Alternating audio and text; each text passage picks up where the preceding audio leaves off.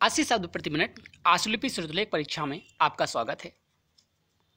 इसमें आपको 80 शब्द प्रति मिनट की गति से निरंतर 10 मिनट तक डिक्टेशन लिखना है।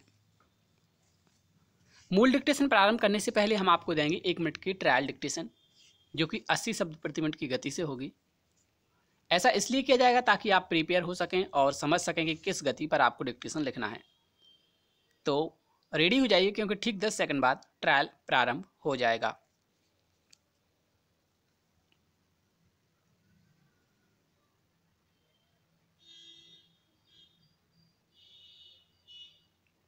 दुख की बात है कि कुछ दिन पहले बांग्लादेश के बॉर्डर पर हादसा हुआ।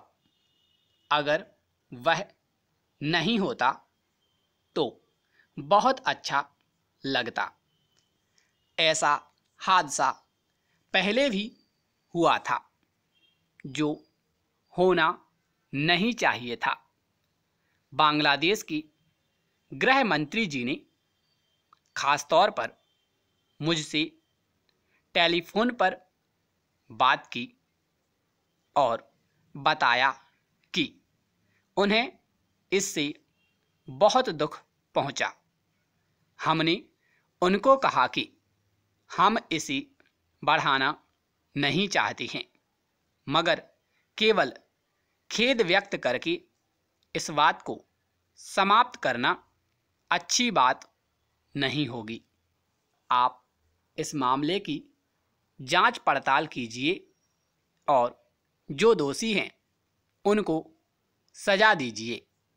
इसके बाद हमसे चर्चा करिए। ट्रायल समाप्त हुआ। उम्मीद है आप लोगों ने लिखा होगा। इसी गति पर आपको निरंतर 10 मिनट तक डिक्टेशन लिखना है। तो अगर आप पेंसिल से लिखते हैं तो 2-3 पेंसिल तैयार करके रख सकते हैं, और अगर पेन से लिखते हैं तो कोई बात नहीं। एक बात और, डिक्टेशन के दौरान अगर आप समझ सकते हैं कि मतलब आपको लगता है कि आप मात्राएं लगा सकते हैं, तो जो महत्वपूर्ण शब्द हों जो आपको कंफ्यूज कर सकें ट्रांसलेशन के दौरान, तो उनमें आप अवश्य मात्रा लगाएं ताकि आप आसानी से ट्रांसलेट कर सकें। तो रेडी हो जाइए, क्योंकि ठीक 20 सेकंड बाद ट्रायल और मुख्य डिक्टेशन प्रारंभ हो जाएगी। और आपको लंबे समय तक लिखना है तो पेंसिल तैयार करके रखिएगा।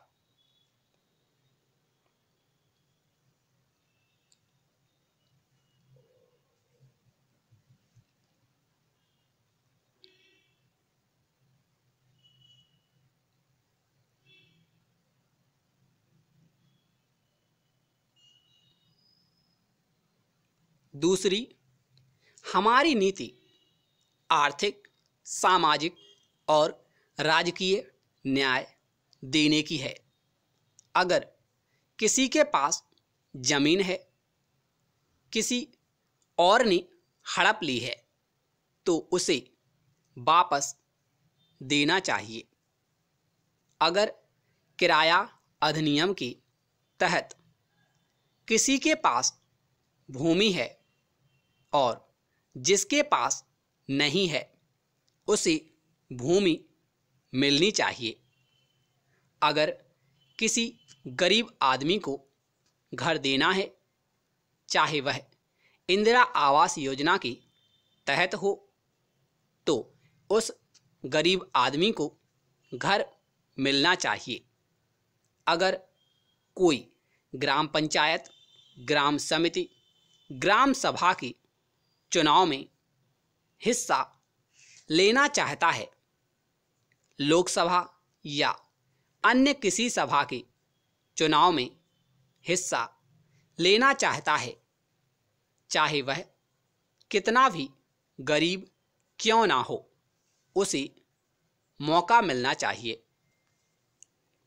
इसी प्रकार से आर्थिक, सामाजिक और राजकीय न्याय देकर किसी के मन में कोई गिला शिकवा है तो वह बाहर निकालकर उसे देश की मुख्य धारा में शामिल करने का और उनको यह कहने का कि यह सारा देश तुम्हारा है, तुम यहाँ आओ और बंदूक से नहीं, विचारों से देश की मुख्य धारा में आ जाओ और जो करना चाहते हो वह कर सको।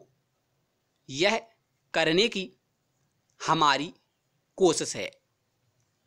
कुछ कुछ जगहों पर हमें बहुत यश मिला है और कुछ जगहों पर हमें बहुत निराशा मिली है, लेकिन निराशा से हम डरने वाले नहीं हैं और इस बात का प्रयास हम जरूर करेंगे।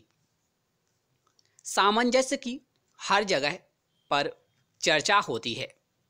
सामंजस्य तो सबसे बड़ा लोकसभा और राज्यसभा में होता है।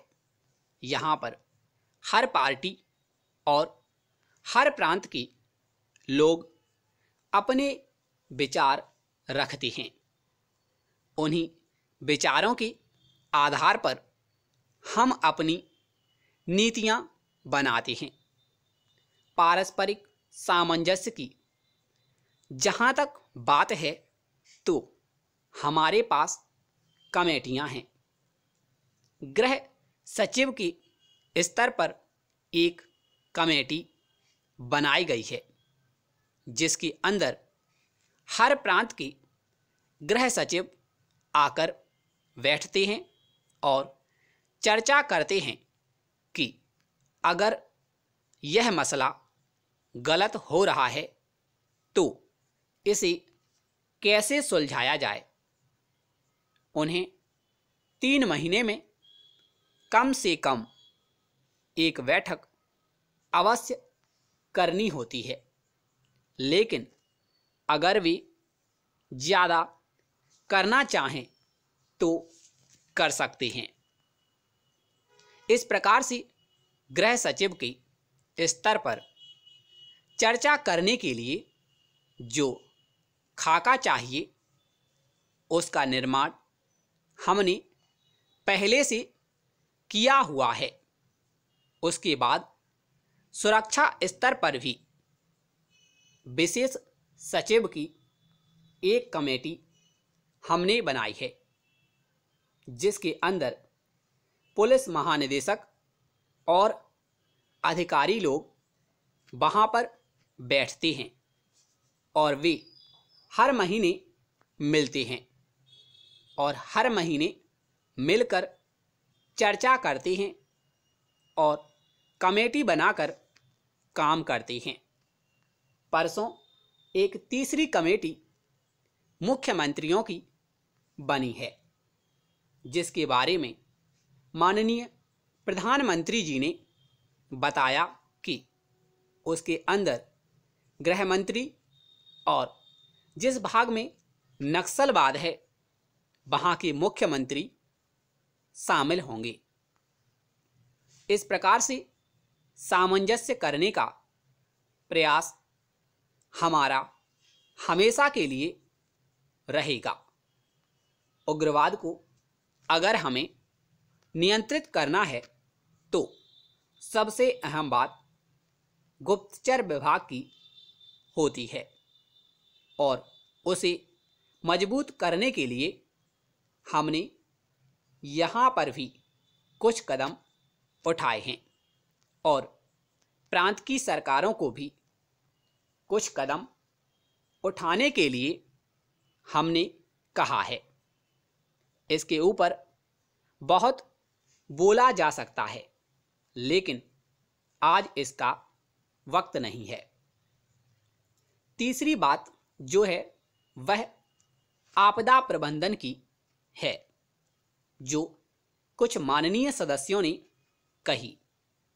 हमारी नेता माननीय सोनिया जी ने इस पर खास जोर दिया है और मैं इसका श्रेय हमारे साथी माननीय कपिल सिब्बल जी को भी देना चाहता हूं, क्योंकि सबसे पहली कल्पना इस बारे में उनकी तरफ से आई थी। हमने अपने घोषणा पत्र में उसे रखा है। उसके बाद वह विकसित होती चली गई। उसकी पॉलिसी, कानून और प्रशासनिक मशीनरी होनी चाहिए और उसका खाका आज उसे मिलने जा रहा है। हमने आपदा प्रबंधन बिल बनाया है, वह पास हुआ है और मंत्रिमंडल के पास भी गया था।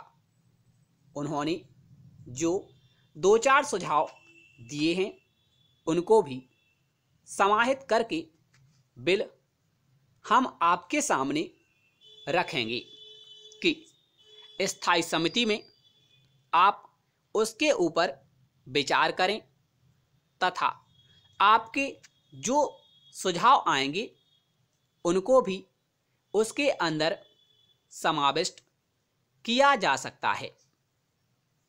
हमारी नेता माननीय सोनिया जी ने कहा कि अगर इस बिल को बनने में 1-2 साल लग गए तो यह अच्छी बात नहीं होगी। हम प्रशासनिक आदेश से भी आपदा प्रबंधन प्राधिकरण बनाने जा रहे हैं और हमने राज्य सरकारों को भी कहा है कि आप भी आपदा प्रबंधन नियम और आपदा प्रबंधन समिति बनाइए और योजनाएं तैयार कीजिए। जिला स्तर पर भी इस योजना पर कार्य प्रारंभ होने जा रहा है। कोई आपदा होने पर कैसे मदद करनी है उसके अंदर व्यवस्था की जाती है। यहाँ बहुत से सदस्यों ने चर्चा करते समय पड़ोसी राष्ट्रों के साथ संबंधों की बात कही। यहाँ नेपाल की भी चर्चा हुई। नेपाल में आज जो हो रहा है हम उसे देख रहे हैं। हमारे देश के लोगों और सरकार का यह विचार है कि वहाँ लोकतंत्र बने रहना चाहिए। लोकतंत्र को उग्रवाद से या किसी दूसरी तरह की हानि नहीं पहुंचनी चाहिए। यही हमारा दृष्टिकोण है और हम उस दृष्टिकोण को बनाए रखने का काम कर रहे हैं। हमारे पाकिस्तान के साथ जो संबंध हैं, पाकिस्तान के प्रधानमंत्री भारत आए और बहुत अच्छी चर्चा उनकी प्रधानमंत्री जी के साथ हुई। माहौल बहुत अच्छा बना और लोगों के दिल में ऐसी बात पैदा हो गई कि हम मिलकर काम कर सकते हैं, जो बहुत बड़ी बात है। हम ऐसी उम्मीद करते हैं और हमारी ऐसी दुआ प्रार्थना होगी कि हम इसी दिशा में काम करते जाएं, जिससे आगे चलकर हमारे संबंध अच्छे हो जाएं। उम्मीद है डिक्टेशन आप लोगों ने लिखा होगा। अगर आपने लिख लिया है तो 5 मिनट तक आप इसे पढ़ सकते हैं, अपनी गलतियों को देख सकते हैं। उसके पश्चात आपको 60 मिनट की अवधि में इसे ट्रांसलेट करना है।